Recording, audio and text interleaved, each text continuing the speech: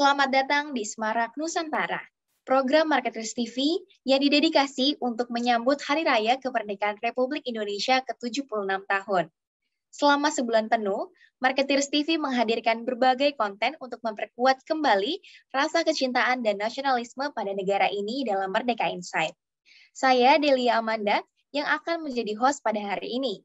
Nah, kali ini saya akan membawakan tema kebangsaan di mata anak muda Indonesia. Nah, sudah hadir bersama kita Bapak Hasanuddin Ali atau yang akrab disapa dengan Cak Hasan. Beliau adalah founder dan CEO Alfara Research Center, lembaga riset Indonesia yang mengutamakan akurasi dan wawasan sebagai prioritas utama bagi para pengambil keputusan di setiap perusahaan dan institusi. Halo Cak Hasan. Halo Delia, apa kabar? Selamat sore. Apa kabar nih Cak Hasan? Alhamdulillah kabar baik. Mudah-mudahan kita semua sehat selalu. Alhamdulillah sehat selalu ya Cak Hasan. Nah, sebagai pendiri lembaga riset, Cak Hasan pernah melakukan riset dan menulis buku mengenai perilaku konsumen, khususnya konsumen milenial dan muslim. Bahkan di tengah pandemi COVID-19, Cak Hasan meneliti perubahan perilaku konsumen, terutama dalam mengkonsumsi sebuah produk maupun layanan. Namun kali ini kami akan fokus berbincang soal kebangsaan di mata orang muda Indonesia. Sebelum mengulik lebih jauh tentang relevansi anak muda Indonesia dan nasionalisme, apa definisi kebangsaan atau nasionalisme menurut Cak Hasan? Ya, terima kasih Delia. Jadi kalau kita melihat terminologi nasionalisme dan kebangsaan, maka kita harus melihat definisi formal atas dua kata tersebut. Ya. Jadi nasionalisme itu adalah sebuah bangsa atau sekelompok manusia yang tinggal dalam sebuah wilayah tertentu, begitu, yang memiliki cita-cita dan tujuan bersama. Nah, dalam konteks Indonesia, cita-cita bersama ini itu sudah dirumuskan oleh founding fathers negara kita, ya, para pendiri Republik Indonesia pada saat tahun 1945. Gitu ya. Nah, minat tujuan bersama Indonesia itu kita bisa lihat atau kita baca dalam pembukaan Undang-Undang Dasar 1945.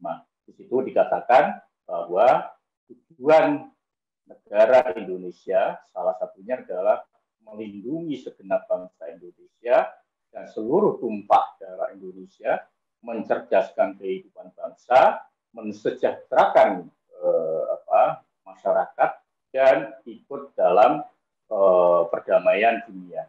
Ini sebuah tujuan bersama, sebuah cita-cita mulia yang diinginkan oleh para pendiri negara ini. Nah, dalam konteks sekarang, apakah anak muda, ya, kalau kita bicara muda, itu sudah memahami ya, sisi tujuan yang diinginkan oleh founding fathers kita? Atau dalam bahasa yang lain, apakah negara kita saat ini, ya, tahun 2021 ini, di saat kita merayakan kemerdekaan yang ke-6, cita-cita yang dirumuskan oleh pendiri bangsa ini sudah tercapai atau belum? Nah, ini pertanyaan besar yang harus kita jawab sebagai anak muda. Dan kontribusi kita sebagai anak muda, para pendiri bangsa ini apa? Saya kira itu pokok pertanyaan yang harus kita jawab hari ini. Kalau kita bicara konteks nasionalisme dan kebangsaan. Baik, Cak Hasan. Nah, memang tujuan dan cita-cita yang mulia yang didirikan oleh bangsa ini sudah dituangkan dan ditulis di Undang-Undang Dasar 1945. Dan anak muda harus memahami makna dan menerapkan dalam kehidupan sehari-hari. Nah, balik lagi ke Alfara Research Center sendiri. Alfara pernah melakukan riset terkait milenial dan Gen Z. Menurut Cak Hasan, Seperti apa pandangan anak muda tersebut terhadap kebangsaan maupun nasionalisme? Ya, kalau kita bicara anak muda hari ini gitu ya, mereka yang katakanlah berusia 15 sampai 30 tahun itu maknanya pasti berbeda dengan para generasi yang lebih tua. Kalau generasi yang lebih tua, makna nasionalisme atau makna kebangsaan itu adalah mengangkat senjata, membela tanah air, menggunakan senjata, melawan penjajah, seperti para pendahulu kita. Gitu ya. Nah, hari ini kontekstualisasi makna nasionalisme itu mesti dimaknai dengan cara yang baru. Nah, inilah yang menurut saya perlu dipahami oleh anak-anak muda kita. Para generasi milenial barangkali tidak lagi harus berjuang, gitu, mengangkat senjata, kemudian berperang, tidak begitu. Justru menurut saya, kalau kita bisa lihat peran anak-anak muda sekarang dalam kontribusinya dalam membangun negara, misalkan mereka lewat olahraga seperti yang kemarin dimenangkan oleh Grecia Poli dan Aprilia di Olimpiade, itu adalah salah satu bentuk nasionalisme anak muda. Bagaimana juga teman-teman anak didik kita yang berjuang ikut Olimpiade Matematika, ikut Olimpiade Sains di luar negeri, itu juga merupakan salah satu kontribusi mereka dalam negara ini. Terus kemudian juga bagaimana di masa pandemi ini banyak sekali anak-anak muda kita yang berkontribusi, ya, memberikan donasi. Terus kemudian mereka menggerakkan masyarakat untuk berdonasi kepada mereka yang sangat terdampak dengan pandemi, misalkan yang masih isoman, terus kemudian juga yang secara ekonomi terdampak. Ini adalah salah satu bentuk konkret, ya, sumbangan anak muda terhadap bangsa ini. Dan barangkali ini tidak bisa kita sepelekan gitu ya, tidak bisa kita remehkan peran anak-anak muda ini. Karena secara jumlah mereka ini jumlahnya luar biasa besar. Bagaimana survei yang sensus penduduk yang dilakukan oleh BPS mengatakan bahwa jumlah Gen Z dan milenial itu jumlahnya lebih dari 50%. Mereka lah ini yang sering saya bilang, mereka yang menjadi bahan bakar utama Indonesia Emas tahun 2045. Jadi selama kita tidak bisa mengangkat dari sisi pendidikan, dari sisi ekonomi anak-anak muda kita, maka mimpi kita untuk menjadi Indonesia Emas 2045 itu mustahil bisa tercapai. Baik, Cah Hasan. Sebagai generasi muda, memang sekarang tuh kita nggak perlu lagi berperang melawan penjajah, tapi kita harus ikut serta dalam mengharumkan nama bangsa, seperti mengikuti olimpiade yang bisa membanggakan nama Indonesia lagi ya, Cak. Nah, bila dibandingkan dengan generasi yang lebih senior, katakanlah Gen Z atau malah baby boomer, apa perbedaan mencolok antara milenial maupun Gen Z dengan generasi yang lebih senior tentang kebangsaan tersebut? Ya, kalau kita lihat, saya sering menyebut secara umum itu ada gap antar generasi di Indonesia. Kita tidak hanya bicara soal nasionalisme, kita tidak hanya bicara soal kebangsaan, tapi kita bicara dari sisi karakter dan perilakunya saja sudah sangat berbeda. Gitu ya. Generasi X yang usianya di atas 40 tahun, kemudian baby boomer yang usianya di atas 55 tahun, itu cenderung lebih memiliki paradigma atau karakter yang top down, ya, karakter yang harus di istilahnya kalau dalam bahasa pemasaran itu mereka harus one way communication, gitu ya. Jadi mereka biasanya hanya menonton televisi, kemudian juga membaca koran, sehingga dari sisi karakter itu juga berbeda dengan generasi yang sekarang, ya, generasi milenial dan Z. Pengaruh digital itu nampak sangat kuat di kalangan anak-anak muda, yang potret ini tidak terlihat di orang tua. Ya. Anak-anak muda kita setiap hari mengakses internet, konsumsi internet mereka sangat tinggi, ya, di atas 7 jam sehari. Sementara generasi yang lebih tua ya antara 1 sampai 3 jam. Nah, inilah yang menurut saya perbedaan yang sangat mencolok. Akses terhadap informasi itu sangat kuat dimiliki oleh anak-anak muda. Nah, kalau kita kaitkan dengan paham kebangsaan dan nasionalisme, saya melihat begini, anak-anak muda kita yang secara tadi saya katakan akses informasi tidak terbatas, kemudian mereka juga memiliki akses terhadap informasi yang lebih global, ya, mereka bisa mendapatkan informasi dari mana saja, baik dari negara tetangga maupun juga negara-negara lain, itu yang membentuk bahwa anak-anak muda kita melihat nasionalisme itu bukan lagi nasionalisme sempit, ya, bukan nasionalisme yang menempatkan pokoknya salah benar negara kita, tidak seperti itu. Nah, ini mungkin agak beda dengan generasi yang kedua, ya, yang mereka mengalami perjuangan, mereka mengalami sisi-sisi beratnya memerdekakan bangsa ini. Nah, saya kira anak-anak muda kita itu cenderung lebih realistis, kemudian lebih praktikal dalam melihat sisi nasionalisme. Bukan berarti mereka nasionalismenya lebih rendah dibanding generasi yang lebih tua, bukan. Sama sekali bukan. Justru saya kira ketika mereka melihat informasi, mendengar informasi secara lebih global, justru kita bisa melihat sisi-sisi nasionalismenya itu luar biasa besar.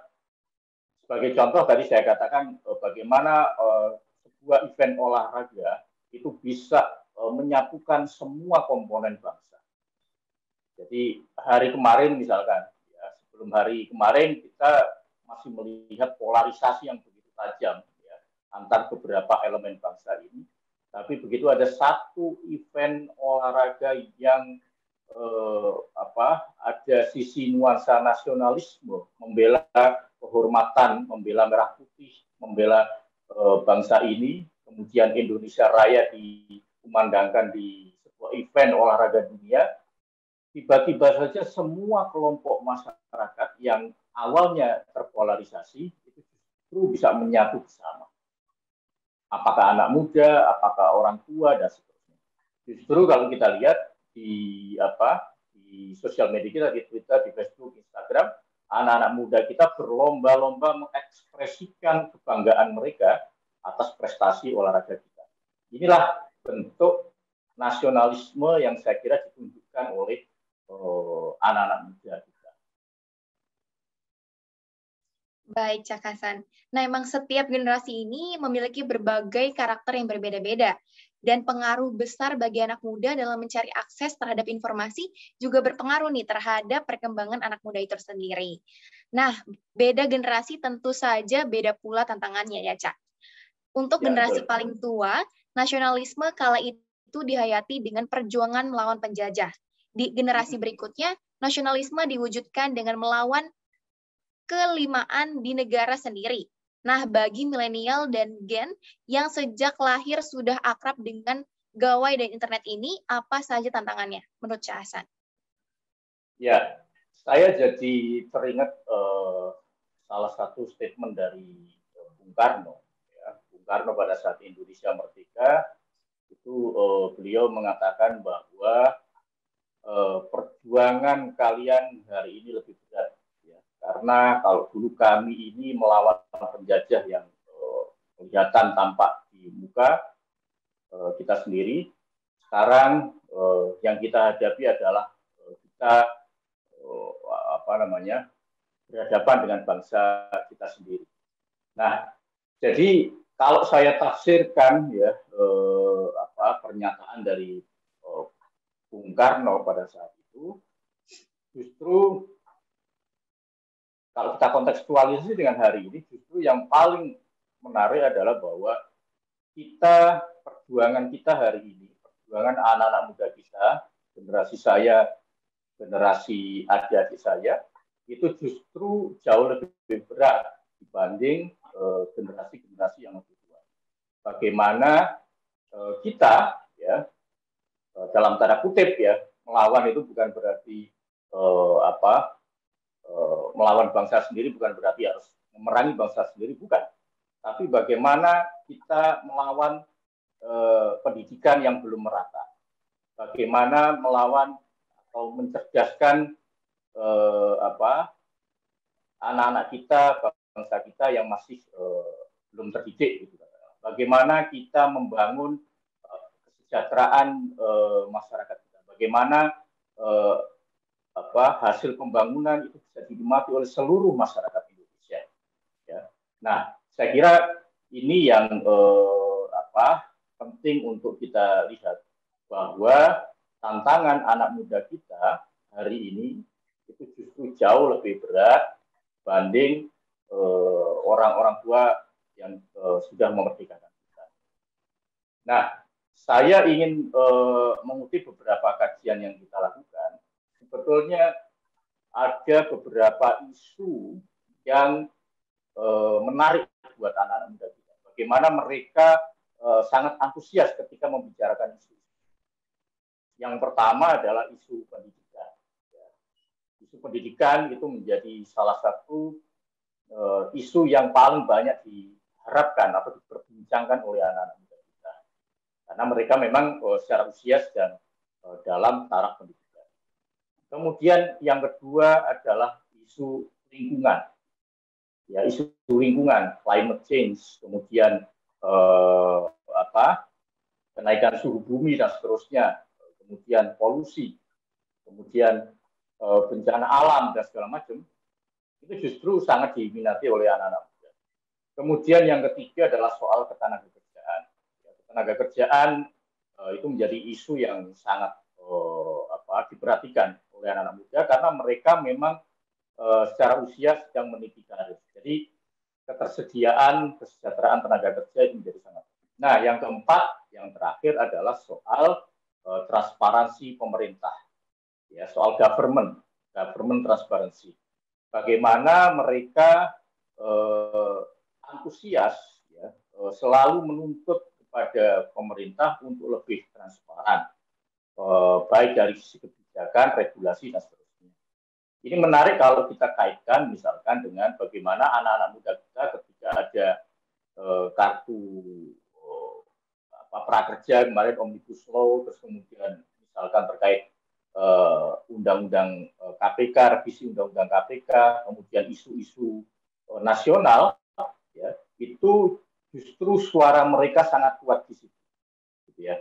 Jadi saya kira 4 isu inilah yang memang diharapkan oleh anak-anak muda kita. Pendidikan, kemudian soal lingkungan, kemudian ekonomi terutama tenaga kerjaan, dan yang keempat adalah soal transparansi dan kebijakan dari pemerintah.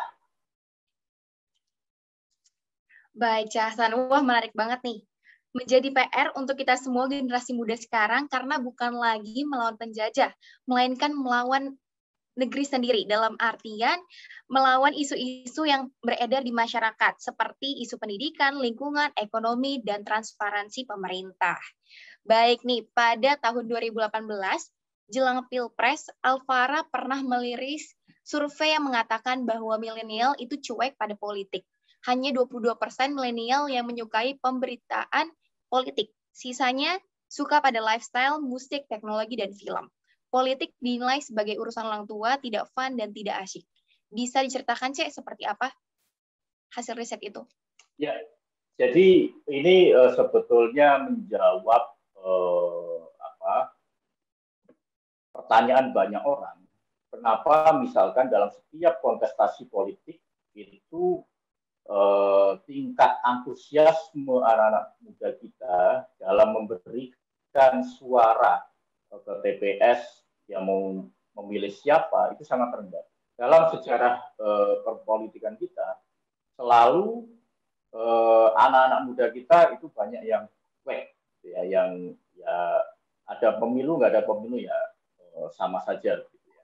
Nah, bagi mereka politik itu sesuatu yang betul tidak fun gitu ya, terus kemudian terlalu boring begitu, terus isinya orang-orang tua dan barangkali tidak menjawab anxiety and desire anak muda.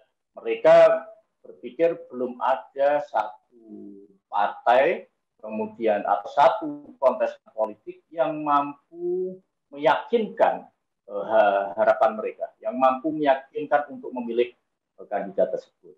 Ya.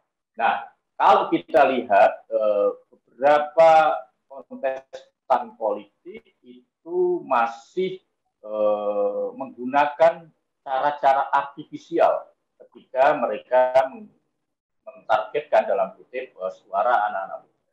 Ya, sehingga itu tercermin dari survei yang kita lakukan, mereka malas ketika diajak bicara soal politik. Mereka tidak terlalu care terhadap berbagai urusan soal politik. Nah, saya kira ini menjadi catatan tebal buat para politisi kita, para kontestan politik kita dalam menyambut nanti 2024, karena mayoritas pemilih kita nanti 2024 mayoritas diisi oleh milenial dan Gen Z. Gitu. Nah, kemudian juga kalau kita lihat ya, para anak-anak muda kita ini betul lebih menyukai katakanlah sisi film, kemudian olahraga, kemudian musik dan lain-lain. Nah, tapi anak-anak muda kita itu bukan berarti mereka buta sama sekali soal politik. Ya. Mereka mengerti soal politik, tapi mereka masih enggan untuk terjun aktif dalam berbagai kontestan politik. Mereka sangat peduli dengan isu-isu sosial. Ya, mereka sangat peduli dengan isu-isu kebangsaan, isu-isu kenegaraan. Ya. Nah, tapi kalau diarahkan ke politik praktis, ya nanti dulu ini belum ke arah sana. Ya. Mereka berhenti pada isu-isu kebangsaan yang bersifat isu kebangsaan yang besar, isu-isu sosial kemasyarakatan, tapi bukan soal isu politik praktis. Itu Mbak Delia. Baik, Hasan. Memang anak muda ini kesannya tuh bukan acuh ya Pak, bukan juga nggak peduli, tapi anak muda masih enggan untuk terjun aktif dan sangat peduli sebetulnya tentang isu-isu yang berada di masyarakat seperti isu politik, isu sosial, maupun isu-isu kebangsaan. Nah, cara mengekspresikan cinta tanah air mungkin beda-beda dari setiap generasi. Bagi milenial dan Gen Z, apa saja bentuk-bentuk ekspresi mereka? Apakah dalam bentuk produk teknologi, membangun startup, membangun solidaritas sosial di masa pandemi, atau seperti apa? Ya, cerminannya kita bisa lihat perilaku mereka di sosial media ya. Itu terlihat bagaimana anak-anak muda kita mengekspresikan bentuk nasionalisme, bentuk kecintaan mereka terhadap Indonesia. Nah, tadi Delia sudah menyebutkan misalkan soal bagaimana mereka terjun di dunia startup. Ya, mereka berlomba-lomba membangun startup yang bisa menjadi sumber ekonomi bangsa ini. Kemudian mereka juga aktif membuat gerakan sosial, ya, menggerakkan masyarakat, membuat gerakan-gerakan sosial, baik pada saat ada bencana alam, saya ingat dulu pada saat bencana di Lombok, bencana di gempa di Bali, gempa di Jogja, itu gerakan anak-anak muda kita itu luar biasa, ya. Baik terjun langsung ke sana maupun juga berdonasi ke mereka yang terdampak dengan bencana alam. Terus kemudian dulu kita ingat misalkan ketika ada Indonesia kena bom Bali, kemudian bom di Maria dan segala macam, itu mereka anak-anak muda kita justru menjadi penggerak utama bangsa ini agar tidak takut dengan ancaman-ancaman yang terkait dengan terorisme. Nah, ekspresi-ekspresi ya nasionalisme, ekspresi-ekspresi kebangsaan itu kita bisa lihat dari sisi kreativitas mereka di sosial media. Meme-meme mereka yang mereka buat, kemudian juga jargon-jargon yang mereka buat itu mencerminkan bagaimana anak-anak muda, generasi-generasi muda itu masih memiliki rasa cinta yang tinggi terhadap bangsa dan negara. Wah, luar biasa nih. Berarti cara mengekspresikan cinta tanah air bagi milenial dan Gen Z ini bisa terlihat dari sosial media nih. Membuat gerakan sosial baik terjun langsung ataupun melalui donasi. Luar biasa sekali. Nah, Marketeers, masih banyak pertanyaan-pertanyaan menarik untuk Cak Hasan. Jangan kemana-mana, kita akan kembali sesaat lagi.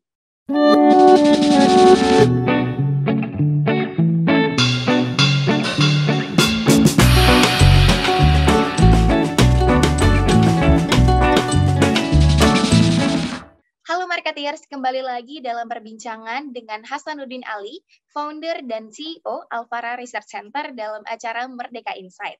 Nah, Cak Hasan, intoleransi, rasisme, populisme, dan radikalisme hampir selalu membayang-bayangi praktik nasionalisme di Indonesia.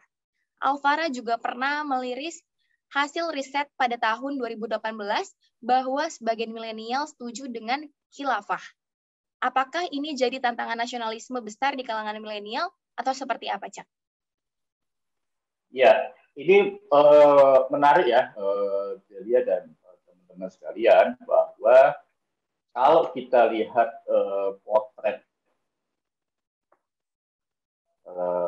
kebangsaan kita, paham keagamaan kalau dikaitkan dengan kebangsaan kita, gitu ya, selalu ada temuan yang konsisten dari waktu ke waktu bahwa memang masih ada dari sekelompok masyarakat kita itu yang lebih memilih ideologi bangsa itu berbasis selain Pancasila, gitu ya. Apakah itu agama atau suku, sara dan seterusnya, gitu. Nah, kalau kita bedah lebih lanjut, memang mereka yang setuju dengan ideologi selain Pancasila itu di kelompok anak muda itu lebih tinggi dibanding kelompok orang yang lebih tua. Jadi kalau survei kita tahun 2017 yang kita rilis awal 2018 itu menyebutkan ada kalau orang tua, generasi yang lebih tua yang setuju dengan ideologi berbasis agama itu kira di angka sekitar 10-15%. Ya. Sementara di anak muda itu di angka 16-20%. Nah, potret ini dari 2017 sampai tahun 2019 terakhir kita survei soal radikalisme itu angkanya konsisten di angka itu. Memang ada naik turun ya fluktuasi. Nah itu lebih banyak disebabkan oleh faktor politik. Jadi ketika ada event politik, ya apakah pilpres atau pilkada atau pileg, itu angka yang mendukung ideologi berbasis agama itu naik. Tapi begitu event politik selesai turun lagi. Jadi triggernya memang dari sisi masih ada kontestan politik kita yang menggunakan jalan pintas menggunakan agama untuk kepentingan politik. Nah, ini memang tantangan yang cukup, menurut saya pribadi cukup serius kita hadapi. Kita tidak ingin kelompok orang yang mendukung ideologi berbasis agama itu menjadi mayoritas. Ya. Karena sekali lagi Indonesia itu negara yang beragam, bangsa yang beragam, dari Sabang dan Merauke, bermacam-macam suku bangsa, bermacam-macam agama, gitu ya. Nah, secara sadar dulu pendiri bangsa ini menginginkan bahwa negara ini berdiri di atas semua golongan, gitu ya. Tidak ada mayoritas yang menindas minoritas.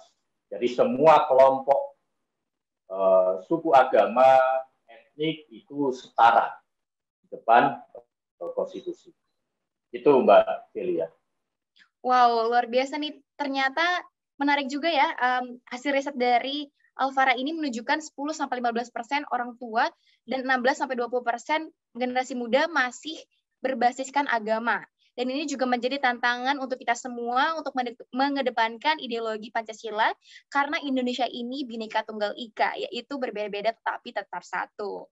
Nah, bagaimana dengan brand nasionalisme di kalangan muda? Di satu sisi ada seruan untuk mencintai produk-produk buatan Indonesia, namun di sisi lain produk-produk luar negeri terus membanjiri pasar Indonesia.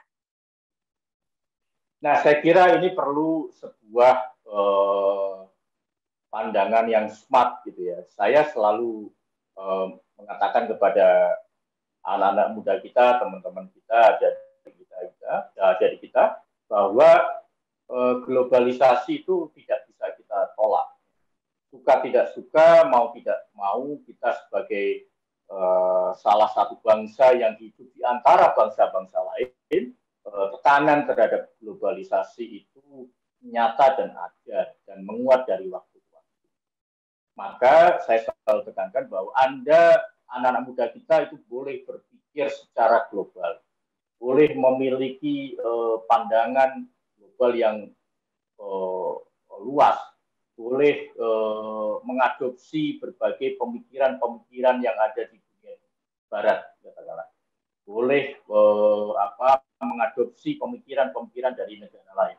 Tapi tidak boleh lupa bahwa kita itu memiliki jati diri sebagai sebuah bangsa. Ya. Nah, kekuatan jati diri kita sebagai bangsa dalam bentuk tadi Delia sudah mengatakan Pancasila, Bhinneka Tunggal Ika, inilah yang sebetulnya menjadi daya perekat kita, menjadi kekuatan kita. Negara-negara lain itu justru belajar Pancasila ke Indonesia, bagaimana mereka sangat kagum dengan Indonesia. Ya, di tengah luas geografi yang luar biasa luas gitu ya, terus kemudian etniknya banyak, agamanya banyak, kepercayaannya banyak, tapi di usia 76 tahun kita masih berdiri dan eksis sebagai sebuah bangsa. Kalau kita bandingkan dulu misalkan dengan Yugoslavia, ya, yang etnisnya banyak, kemudian ketika kelompok etnis bertarung, Serbia, Kroasia, Bosnia, agamanya pecah dan seterusnya, ya, akhirnya negara Yugoslavia pecah. Nah, sementara Indonesia masih bertahan dengan kuat. Nah, inilah menurut saya kita tidak bisa menghalangi seseorang itu bisa menggunakan produk luar. Ya. Tapi kita juga mesti melihat dan juga mesti menekankan kepada anak-anak muda kita bahwa memilih produk dalam negeri itu juga bagian dari keberpihakan kita terhadap produk-produk Indonesia. Gitu. Well, menarik nih Cak Hasan, karena anak muda boleh memiliki pandangan secara luas maupun global, namun tidak boleh lupa kalau kita memiliki jati diri bangsa, yaitu Pancasila. Nah, Pancasila ini sebagai perekat bagi seluruh kesatuan masyarakat Indonesia. Nah, menurut Cak Hasan, bentuk-bentuk edukasi kebangsaan, nilai-nilai Pancasila seperti apa menurut Cak Hasan yang paling cocok, paling nyambung untuk anak muda zaman sekarang? Apakah perlu tes wawasan kebangsaan seperti diterapkan untuk pegawai KPK atau seperti apa, Cak Hasan? Ya, menjawab pertanyaan itu berarti kita harus melihat anak-anak muda kita itu mayoritas menghabiskan waktunya di mana, ya. Kemudian karakteristiknya mereka seperti apa? Ya, tentu penanaman ideologi kebangsaan, ideologi Pancasila nasionalisme itu tidak bisa menggunakan cara-cara lama. Ya, tidak bisa kayak dulu misalkan saya menggunakan penataran P4, 4 hari, 7 hari, kita didoktrin bahwa Pancasila adalah ideologi negara dan seterusnya. Tidak bisa begitu. Ya. Anak-anak muda kita menghabiskan mayoritas hidupnya itu di digital. Kemudian mereka terbiasa dengan komunikasi dua arah, interaktivitinya ada. Ya. Maka saya sering mengatakan kepada para pengambil kebijakan terkait penanaman ideologi negara, yang paling penting dilakukan oleh